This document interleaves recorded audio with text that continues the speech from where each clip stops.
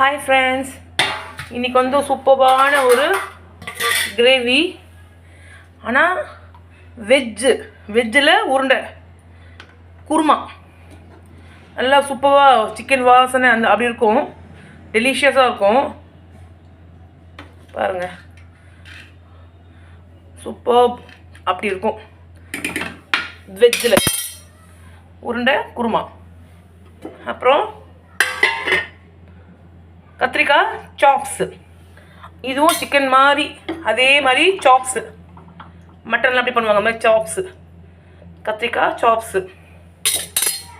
Veg ஃப்ளேவரில் சாப்பிட்ணுன்னா இந்த மாதிரி டிஷ்ஷெல்லாம் சாப்பிட்டு பார்த்தீங்கன்னா சூப்பராக இருக்கும். அப்படியே வந்தீங்கன்னா